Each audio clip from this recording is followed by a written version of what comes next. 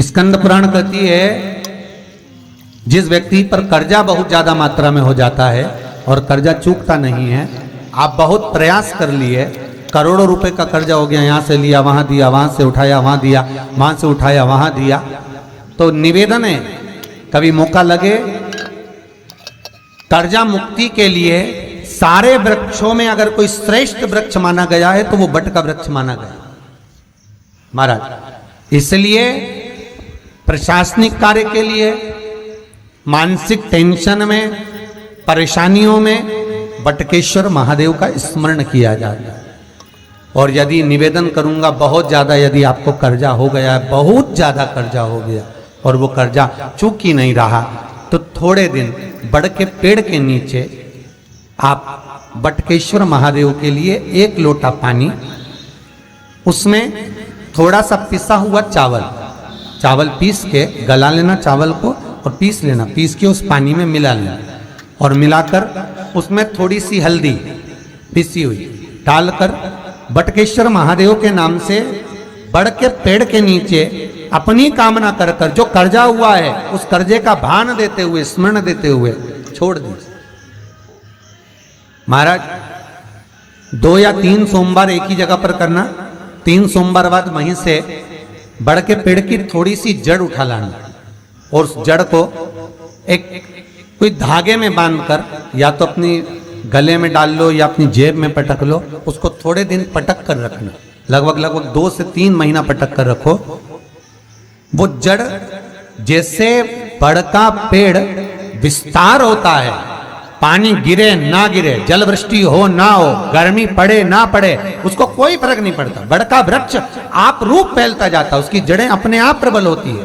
उसी तरह ये बटकेश्वर महादेव कहीं से भी अगर जड़ आपके पास में रखी है 1 महीना, 2 महीना, 3 महीना तक, तो ये जड़ अपने आप लक्ष्मी को पकड़कर खींच कर लाती है और कर्जे से मुक्त कर दे। बटकेश्वर महादेव का स्मरण सुख का देना हो। महाराज ऐसा कोई कार्य नहीं जिसमें पशुपति व्रत लाख ना करे, बस दिल से अगर आपने पशुपति व्रत करा है, बाबा विश्वनाथ के 5 पशुपति व्रत होते हैं, किसी भी सोमवार से चालू कर सकते हैं। बस करना क्या है, सुबह पूजन की थाली लगाकर लेकर जाना है, शंकर भगवान के शिवलिंग की पूजन करना है, मंदिर में अभिषेक पूजन करो, वो थाली वापिस लेकर आ जाओ, घर में रख दो। उसी थाली में शाम के समय प्रदोष काल में सूर्य डूब रहा हो, उसके कुछ ही समय के बाद आप आनंद में 6 दिए घर से लेकर जाओ, थोड़ा सा मीठा बनाकर लेकर जाओ और 5 दिए शंकर जी के मंदिर में लगाओ। पूजन करने के बाद में मीठे के 3 हिस्से कर दो, 2 हिस्से बाबा के मंदिर में अलग अलग रखिए, एक ही प्लेट में 2 हिस्से नहीं रखना है, दोनों हिस्सों को अलग अलग कटोरी में, अलग अलग दोने में, अलग अलग प्लेट में बाबा को रख दो और एक हिस्सा, एक दिया लेकर आ जाइए। घर के दरवाजे में प्रवेश करते समय राइट भाग में एक दिया घी का लगा दीजिए जो लेकर आए हो मंदिर से, उसको जला के नहीं लाना है, वहीं पर जलाना। दरवाजे के पास आराम से बैठो, दिया जलाओ और प्रसाद लेकर अपनी कामना कर कर घर के अंदर सीधा पांव रखकर अंदर चले जाओ। सवेरे फरियाल करो, शाम को भोजन करो। जब भोजन करो उस समय पर जो मीठे का आपने भोग लगाया था भोलेनाथ जी को, जिसका एक हिस्सा लेकर आए हो, सबसे पहले भोजन में वो हिस्सा खा।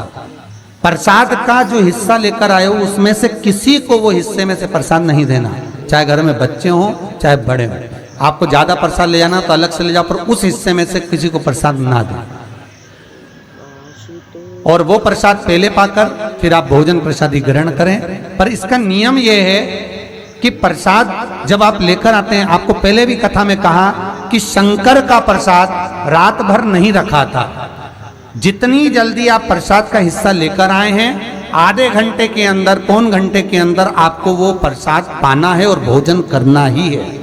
ये नहीं कि सब आएंगे, इंतजार कर रहे हो, 10 बज गई, 11 बज गई, प्रसाद आपका इंतजार कर रहा है। जो प्रसाद है वो आपकी प्रतीक्षा कर रहा, आपकी बाट जो रहा, आपका इंतजार कर रहा। ये नहीं होना चाहिए। महाराज कितना सुंदर कहा है शास्त्रों में, कि केवल एक देव अधिदेव महादेव एक ऐसे होते हैं जिनका प्रसाद रात भर नहीं रखा था। वहां से लिया है प्रसाद, लाकर ताजा रहता है जब तक आप पाते हैं, फिर वो फ्रिज में रख देते हैं। फ्रिज में रखा किसी ने खाया नहीं खाया, जितने समय तक फ्रिज में प्रसाद रखा रहता है वो इंतजार करता है कि कोई मुझे प्रसाद भक्षण करे। प्रसाद का मतलब होता है प्रभु का साक्षात दर्शन। प्रसाद का मतलब ही यही है, प्रसाद, प्रभु का साक्षात दर्शन। वो रखा जब ज्यादा समय हो जाता है तो घर में वो कष्ट प्रदान करने लगता है। हमेशा याद रखो, प्रसाद जैसे ही आए उसका सही समय पर उसको पाओ। रखे हुए प्रसाद पड़ा हुआ है, फ्रिज में रखा हुआ है, बेटा खाएगा, बहू खाएगा, ये खाएगा, वो खाएगा, फिर धीरे धीरे वो बद्दुआ देना प्रारंभ कर देता है, जिससे घर में बड़ी बीमारी फैलने लगती है, बड़ा रोग आने लगता है। तो लोग सोचते हैं हमारे घर में ना तो हम कोई नशा करते हैं, ना हम कोई चीज खाते हैं, ना हम बाजार का खाते हैं, फिर रोग कहां से आता, फिर बीमारी कहां से आती? अर्थात वो बद्दुआ देता है। उसका प्रयोग करो, समय पर करो, समय पर पाओ। कई लोग कहते हैं महाराज जी हमारे ये बीमारी कहां से आ गई, जरा पत्रिका में तो कोई बीमारी ही नहीं दिख रही, हमने तो सबसे पूछा ये बीमारी का योग ही नहीं है, फिर बीमारी कहां से आई? ना तो हम कोई व्यसन करते हैं, ना कोई मद्रापान करते हैं, ना कोई मांसाहार, फिर ये बीमारी कहां? उसका कारण है कि तुम उस प्रसाद का लाकर महीनों तक पड़ा हुआ है, इंतजार कर रहे हो, खाएंगे, आखिरी में फिर वो काम वाली को दे दिया। काम वाली इतनी चतुर आज के जमाने की, बासी माल खाएंगे, पटक दी। कौन का बड़ा वो बद्दुआ।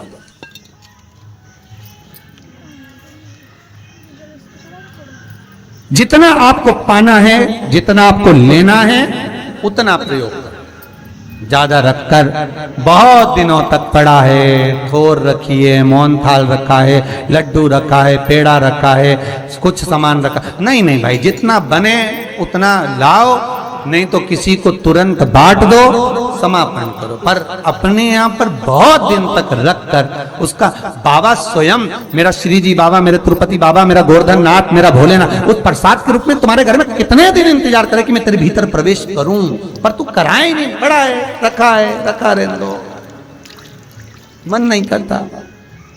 शक्तियों जैसा कर्म मत करो जिससे हमें कष्ट मिले। कई लोग कहते हैं हमने पशुपति व्रत करा, हमारा बहुत काम हुआ। कई लोग कहते हैं हमने करा पर हमको अभी तक उसका कारण है कि तुम बहुत देर तक प्रसाद को इंतजार करा रहे हो। तो बाबा भी आपको इंतजार करा रहा है, मेरा विश्वनाथ भी इंतजार कर रहा है। उस समय अवधि का भान होना चाहिए। निगाह हटी, दुर्घटना घटी, बस ध्यान रखो। हम कहते हैं कि हम पूजन करते हैं, हम पाठ करते हैं, हम अर्चना करते हैं, हम अनुष्ठान करते हैं, हम भगवान की सेवा करते हैं, फिर दुख हमको ही क्यों आता है? उसका कारण केवल इतना सा कि दुख हम खुद बुलाते हैं, दूसरा नहीं। हम स्वतः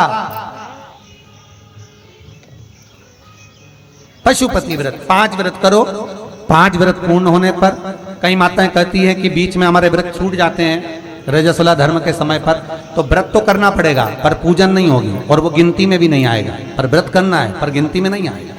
मार पूजन भले मत करो, 7 दिन बाद आप जो व्रत करें वो अपने ऊपर है, पर गिनती में नहीं आएगा। व्रत करना पड़ेगा।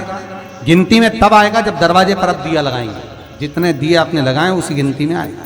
और महाराज 5 व्रत जब पूर्ण हो जाएं, 5वां व्रत रहे, तब एक नरियल श्रीफल, उस पर एक मोली नाड़ा लच्छा लपेट कर उस पे 11 रुपए रखकर, कोई आपको किसी को ना भोजन कराना है ना भंडारा करना है, केवल मोली लच्छा लपेट कर 11 रुपए रखकर बाबा विश्वनाथ के सम्मुख में शंकर जी की वो जलाधारी जो गोल है माता जगत जननी का हस्तकमल, उसी पर रख देना है। विनती कर देना, बाबा मेरी ये कामना से मैंने ये व्रत किया। जो पशुपति व्रत स्कंद पुराण में, लिंग पुराण में, नर्मदा पुराण में, शिव महापुराण में, पद्म पुराण के अंदर वर्णन किया, वो व्रत मैंने किया। बाबा मेरे इस व्रत को स्वीकार करना, मेरी कामना पूर्ण करना। बाबा को झोली पसार कर प्रणाम करो और अपने घर को चल जाओ। बस यही 5 व्रत का विधान। पशुपति व्रत ऐसा कोई काम नहीं जो ना हो, बस दिल से अगर व्रत किया है तो बाबा मनोकामना पूर्ण तो करे ही।